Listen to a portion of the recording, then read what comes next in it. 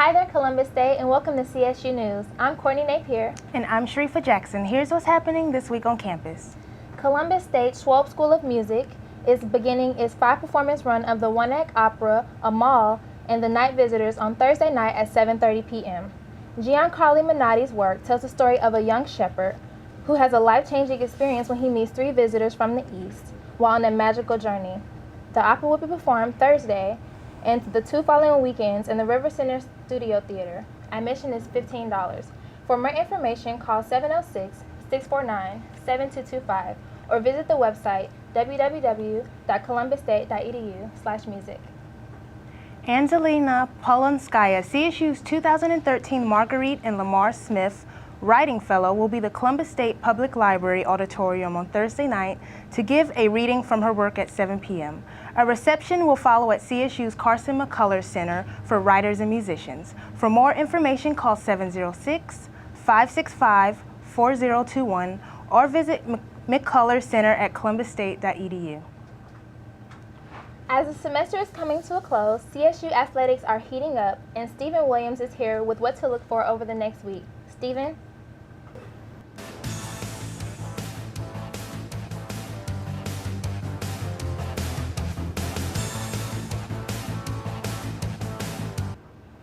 With your CSU Sports, I'm Stephen Williams. The fall sports season is coming to a close, quickly winding down, and that means it's postseason time for women's soccer, women's volleyball, and cross country. Let's start with women's soccer, where they were in the NCAA tournament last week. Friday afternoon in Wingate, North Carolina, they were taking on Clayton State, the co-Peach Belt Conference champions, along with the Lady Cougar soccer team, and it was the opening round of the NCAA tournament. The Lady Cougars avenged an earlier 3-0 loss this season at the hands of the Lakers with a 1-0 victory on top of Clayton State on Friday to advance to Sunday, the second round of the NCAA tournament. On Sunday, they took on the top seed and the host, Wingate University, from right there around Charlotte, North Carolina. After giving up an early goal against Wingate, the Lady Cougars got one back in the second half, tied it at 1, had a bunch of chances late in regulation and in overtime, but the game ultimately went to the penalty kick shootout, the 3rd straight season the Lady Cougars have been in a penalty kick shootout in the NCAA tournament. After both sides made each of its first 3 opportunities, Wingate scored in the 4th, while CSU had its 4th shot hit the crossbar. Then Wingate wrapped it up with a goal in the 5th and final shot of the penalty kick shootout, eliminating the Lady Cougars with a 5-3 victory in a penalty kick shootout. The Lady Cougars finished the season off 15-6-1 as Jay Entlich's bunch had another great year and a lot to look forward to because that team, 0 seniors, so most of those players will all be back for next season as well. The Lady Cougar volleyball squad wrapped up its regular season Friday and Saturday on the road as they traveled to UNC Pembroke and Francis Marion Friday and Saturday. Friday, the Lady Cougars took on the Lady Braves of UNC Pembroke and in a clean sweep worked their way to a victory as they knocked off UNC Pembroke in 3 straight sets, and then on Saturday closed out the regular season in fine fashion in a 5-set thriller. The Lady Cougars picked up a victory over Francis Marion. The Patriots on the road there in Florence, South Carolina. It was a game that the Lady Cougars lost on their home court to Francis Marion earlier this season. Not the case, though, on Saturday as they got one of their biggest victories of the season. They now head into the Peach Belt Conference tournament 20-10 overall, and they tied for 3rd place in the Peach Belt Conference and will be the number 4 seed in the conference tournament coming up this week. Women's basketball also kicked off its regular season this week. Friday night, they hosted Fort Valley State inside the Lumpkin Center and controlled that ball game throughout. It was a slow start to the game with both teams struggling a little bit getting the ball in the basket. But as the first half progressed, the Lady Cougars built a lead that they would not give up, leading by 12 or more for most of the contest, being up by 23 at certain points in that one. 4 different Lady Cougars were in double figures, led by Chatille Bradford. Aisha Alexander picked up 12 points to go along with 10 rebounds for her 4th career double-double. Tay Smith and freshman Brittany Tatum also were in double figures as the Lady Cougars made it a fine start to the season, a 1-0 kickoff for Jonathan Norton's Lady Cougars. Looking ahead to what's coming up for you this week in Columbus State athletics. The men's basketball team will have the only event on campus for you this week, and that's Thursday night, 7:30 inside the Lumpkin Center. They will kick off their regular season as they will welcome in Carver Bible College to town. They knocked off Carver Bible College in an exhibition game last season inside the Lumpkin Center. This year, it'll be a game that counts. And so the Cougars are looking to start off the season as the Lady Cougars did with a victory on their home floor. That's coming your way Thursday night at 7:30. Volleyball, as we mentioned, in the Peach Belt Conference Tournament, that begins on Friday, Saturday, and Sunday. As long as they keep winning, they'll have matches, and it's at Francis Marion University in Florence, South Carolina. They will leave on Thursday, and Friday at noon, they will take on 5th-seeded Montevallo in the opening round of the Peach Belt Conference Tournament. Those two sides split the two meetings they had this season, each one winning on its own home floor, and both of those matches going to 5 sets. So it should be a very good and competitive match coming your way Friday at noon in the Peach Belt Conference Volleyball Tournament. Women's cross country will compete in the NCAA Championships Saturday morning in Spokane, Washington. It will be the second straight year the women have competed in the NCAA tournament, and they earned the bid with a third-place finish in the NCAA Southeast Regional a couple weeks ago. So Saturday morning, they will be in Spokane, Washington, bright and early, and J.D. Evilsizer's Lady Cougars will be looking for a strong finish in the NCAA Championship. Finally, on Saturday, the Lady Cougar and men's basketball teams will hit the road as they'll play a doubleheader at West Georgia up in Carrollton, just up the road from here in Columbus. 2 o'clock and 4 o'clock. The Lady Cougars and Cougars will take on West Georgia in their first road game of the season for the men, the second one for the women. So 2 and 4 o'clock, that doubleheader will wrap things up for this week in Columbus State Athletics. So plenty of things for you to choose from. And again, remember, men's basketball, 7:30 inside the Lumpkin Center on Thursday night. That's all we have for you this week in sports. Until next week, I'm Stephen Williams.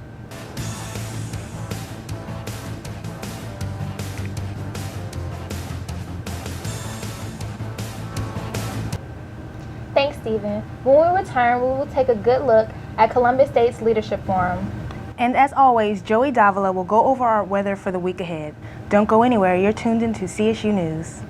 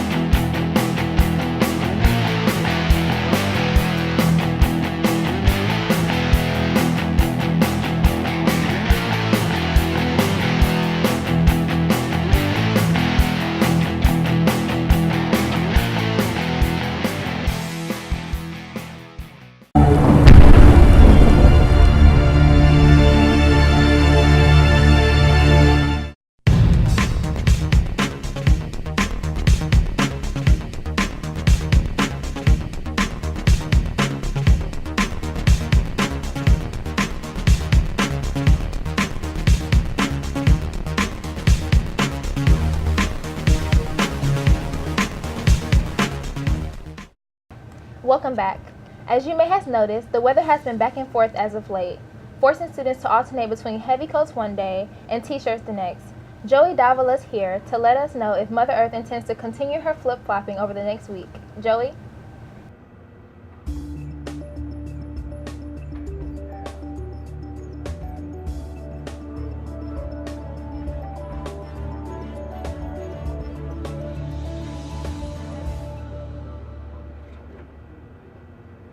Good afternoon, Columbus. I'm Joey Davila, your weatherman with a PhD in weather, tap jazz, and doing this. Here is your 7-day forecast. Starting today, Monday, November 18th, we have a high of 78, a low of 46, and some partly cloudy weather with no chance of rain, and north winds moving at 12 miles per hour. Moving on to Tuesday, November 19th, there's a high of 66, a low of 43, more partly cloudy weather, continued 0% chance of rain, and northeast winds moving at 12 miles an hour. On Wednesday, November 20th, we have a high of 63, a low of 51, mostly cloudy weather, still still no chance of rain, and east winds moving at 12 miles an hour. Going on to Thursday, November 21st, we have a high of 69, a low of 53, partly cloudy weather with a 10% chance of rain, and east winds moving at 9 miles an hour. On Friday, November 22nd, we have a high of 72, a low of 58, partly cloudy weather, back down to 0% chance of rain, and southeast winds moving at 6 miles per hour. On Saturday, November 23rd, we have a high of 66, a low of 40, a few showers, about a 30% chance of rain, and westward winds moving at 8 miles per hour. And finishing out our week on Sunday, November 24th, we have a high of 55, a low of 30, sunny weather with no chance of rain, and north winds moving at 13 miles per hour. That's your 7-day forecast. And here's one more snap point. Have a good day.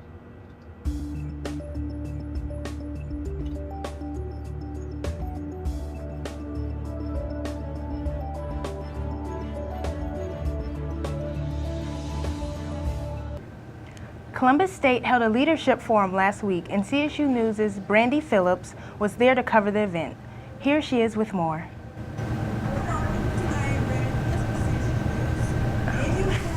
Leadership experience, or you want to gain leadership experience, this leadership forum is just for you.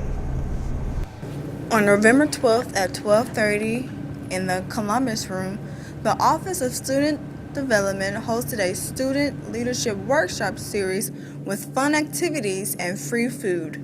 Students are encouraged to attend this monthly workshop the first Tuesday of every month. November's guest speaker was Shannon Young, the Director of Leadership Institute in the Cunningham Center. It out to me when we work with businesses and organizations on leadership is that a leader too far removed from their troops starts to... Mallory Speaks and Victoria Lever sat down with CSU News to talk about the leadership series that is continued for the rest of the year. Hey, I'm Mallory Speaks. I am the Student Director of the Student Leadership Board here on campus. And my name is Victoria Weaver, and I'm a member of the Student Leadership Board. We have a workshop every month on Tuesday at 12:30, the first Tuesday of every month at 12:30 to 1:30. We normally have free food and a guest speaker. Today we had Shannon Young from the Cunningham Center. She's the Director of the Leadership Institute there. And she just taught us the do's and don'ts of leadership, the trials and errors that she's been through on her leadership journey throughout her career. And if you attend 4 out of our 6 workshops that are offered, you do receive a certificate at the end of the year. And you must also attend the leadership conference that is on February 7th in the Cunningham Center. Part of our workshop was an interactive bit at the end. Each individual in our workshop put a word or phrase of leadership that meant something to them, and then we put together this puzzle, and it's called the Pieces of a Leader. And they had a great time doing it. It was very, very interactive and it's a very good team building skill. That's all I have for you guys. I'm Brandy Phillips. Back to you guys in the studio. Columbus State's Christian organization Genesis recently held a benefit concert. Shaquelle? Genesis Gospel Ministries delivered for their fall concert, which was held October 26th. I'm Shaquelle Brown reporting for CSU News. I'm at the event for the Genesis Fall Concert.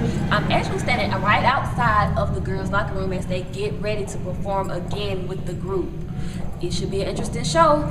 Come on, let's check it out and see what else I have in store for you.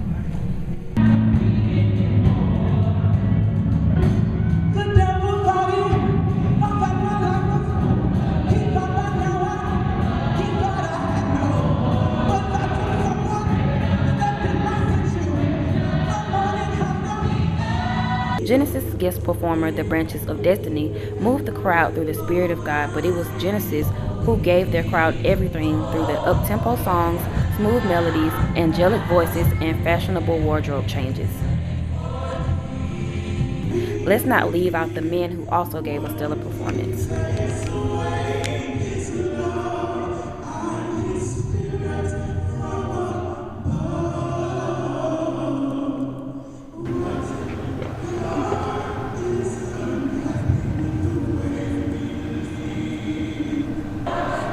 Has finally ended, you guys. I got all the footage I can't wait to share. Back to you guys. See you next year. Charitable endeavors are something that CSU prides itself on, and the recent Turn Up for Charity provides another example of how compassion for these less fortunate plays are an important role at our institution. Jatori Jones reports. Hi CSU, Jatori Jones here, and I just wanted to let everybody know that there is a way that we as students can give back to the community. I decided to come up with a party which all college students like to do, Turn Up. It's called Turn Up for Charity, and I'm donating all the proceeds to Feeding the Valley Food Bank. Here's a little bit about Feeding the Valley Food Bank. This food distribution program sets in place a service that collects food products and distributes them throughout the community to families and children in need. The food bank donates over 500,000 pounds of food monthly, helping programs including Kids Cafe, Snack Cafe, Agency Distribution, and Mobile Pantry. Kids Cafe is just a program that they put together that helps kids that can be able to eat that normally doesn't get the meals that they need. Also, Snack Cafe provides after-school snacks for kids, so help them do their homework. The Agency Distribution Program basically helps to distribute all kind of products, which is what I'm doing, helping to distribute canned food for my charity Turn Up. And for the Mobile Pantry is basically a place where the homeless and needy people can go to get canned goods and non-perishable food items for their family when they're in need during times like these in the holidays. Okay, so if you're interested in helping out with Feeding the Valley Food Bank, you can always go to feedingthevalley.org, but don't limit yourself to just this charity program. There's plenty out there that can help. Come on, CSU students, let's get together and help the community. And now let's go over to Justin Mingy with a highlight on CSU's faculty's Alumni Art Gallery. Starting on October 15th, the CSU College of the Arts featured a faculty alumni art exhibition that lasted all the way up until November 16th. The gallery was a large success and featured pieces by many of Columbus State's faculty and alumni. Some of the pieces were stationary, but others featured interactive elements such as movies that went along with the pieces. The gallery was hosted in Ilgis Hall near CSU's River Park campus and featured pieces by some of CSU's current full-time faculty of the Department of Art and also by selected alumni who are now practicing artists. The Department of Art will also be showcasing a graduating senior thesis exhibition starting on December 3rd that will also be located in Ilgis Hall. So come out and show your support for CSU's thriving art program. Well, that's all for CSU News. I'm Sharifa Jackson. And I'm Courtney Napier. Have a wonderful day, Cougars.